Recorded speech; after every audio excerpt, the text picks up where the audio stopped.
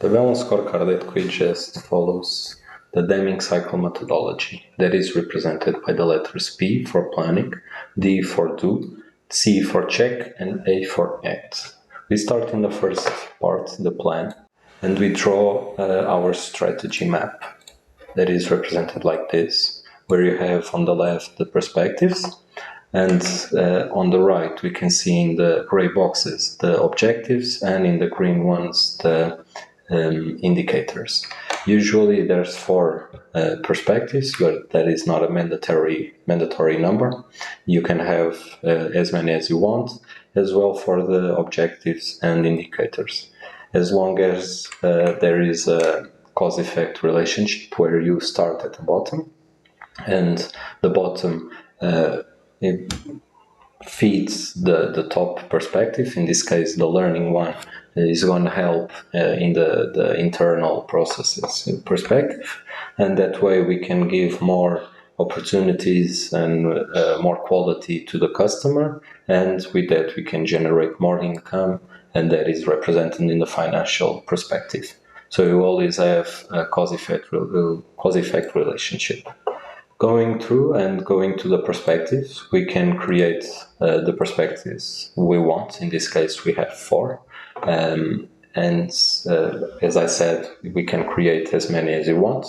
And is just click insert and add a new one, and put the name on, a little description, what is the weighting of this perspective for the whole map, and the stakeholders, and if we want we can attach some documents. Going to the objectives, that is the next phase of the planning, the strategy map. We can go inside the objectives, and as same as the perspective, we click on insert. We choose the perspective we want these objectives to be connected to, the name of the objective, a little description, the weighting. If we want, we can put an icon, and then we make the connections with the critical success factors. We can attach some documents. We can connect these these operational objectives to the strategic objective, and with that we can define our strategies axis, and after that we can put the type of objective we want in this in the core reports. Advancing to the next part, that is the indicator. We can, as well as the perspective and the objective, we can insert. The indicator is a bit more complex than the other two we just saw. We have, as well as the map, perspective, and objective, we can put the name on it, some code, and a little description. Then, going to the features of the indicator, we can classify the indicator with the details we want. In this case, we can put the polarity, we can choose the unit we are analyzing this indicator. We can put the weighting of this indicator to the objective. So if we have multiple indicators to the same objective, we can decide which is more important or which is less important. And we define what is going to be the data calculation. In this case, we can choose the frequency, annual, for example, and the accumulation if we want just a single value, if we want the sum of all the data we put on, an average or a count. And then we choose the accumulation period, if we want just the period, in this case this year, or the accumulated, the indicators goes back and brings the data from previous year. Then we choose if we have or not some segments. This is a division of the indicator. We define our target values, and inside we choose the value for the indicator itself and for each segment. And we can then create projects, and this is for the indicator that is analyzed by the project. So if we finish the activities, we're going to receive some points, and the points are represented for the whole project. So if we achieve those points, that means we close the project. Then we have the initiatives. The initiatives is for a final phase that is for the acts. We're going to see that later on. And if we want to do an integration between two maps, we can do it here, where the corporate map is going to get the values of the data from the department map. If we have those types of strategic planning. In the next ones, we can choose the benchmarking and the type of KPI for the QAR, attach some documents, and define some responsibilities for this indicator and for the input of the data. Going to the next phase, we have the do. In the do is where the people is going to put the data in and feed the indicators to see if we accomplish the target values.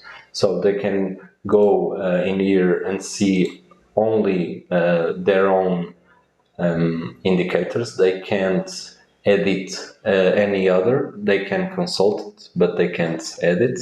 That goes for everything in this application. So the main objective of the balance scorecard is to the company have full transparency of its own strategic plan. So everyone is aware of what the goals of the company are, and what they are responsible for, and what they need to do to help the company achieve those goals.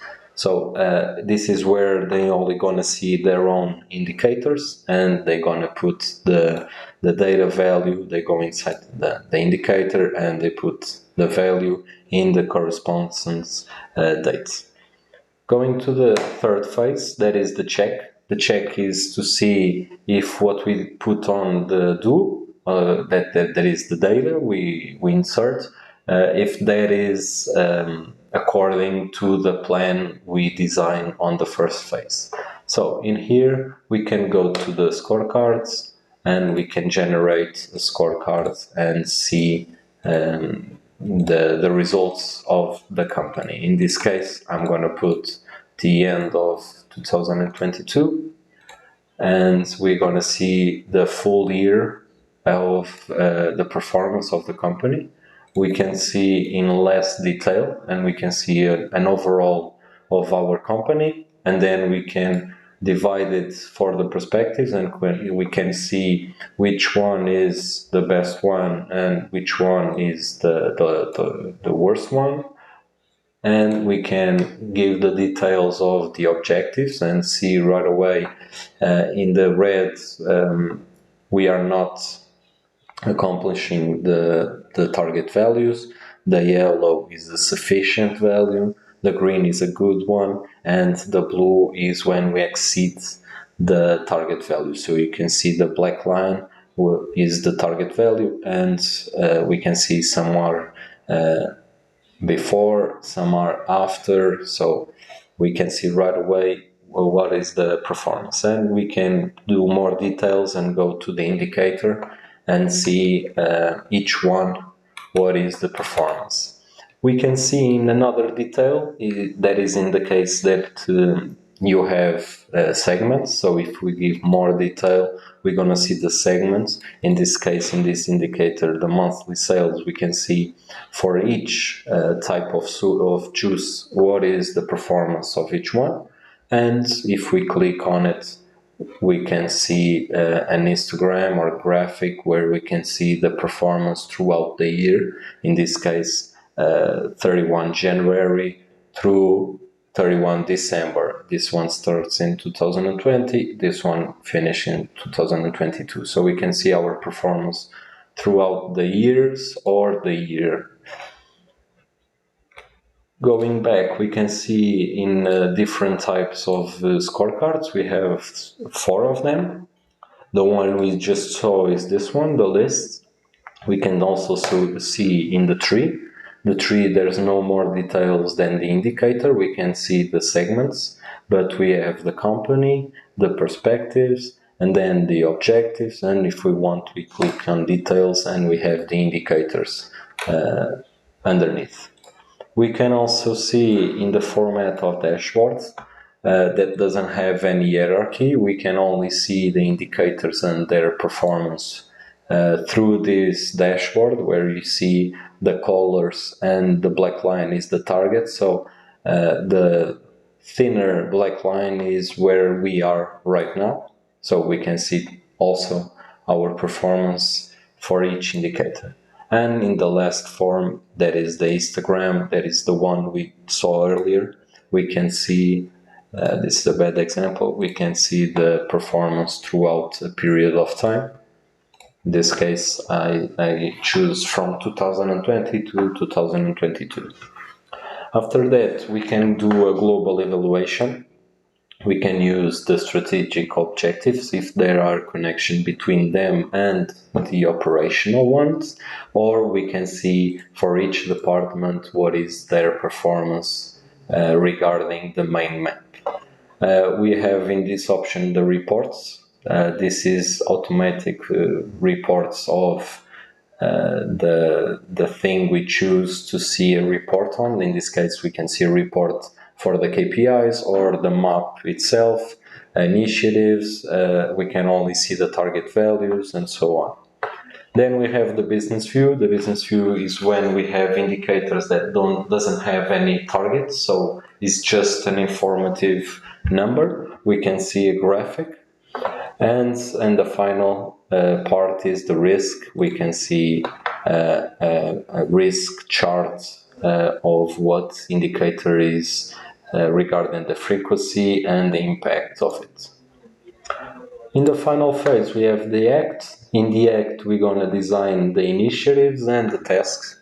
Those are the ones we choose to perform to better the results of the indicators. We didn't achieve the target values. So if we have a bad one, we can do a task to see what we can do to improve that. And then we have these two options. In the Gantt, you can see all the tasks that is going through right now, and we can see the dates of it, we can see the execution percentage, and we can define some states to inform the administrator what is the current status. And then we have My Gantt. In the case of My Gantt is when we define some responsibilities for each task, and then each person or each responsible can go to the My Gantt option and only sees your tasks, his own tasks, and he can't see the other ones. So this is more of a selection of what we can see, and this application have a lot of different types of profiles, and each profile only can see what they have permission to see, except the strategic map where they can consult it anytime, anywhere, just to have a notion of what the strategy is. Thank you.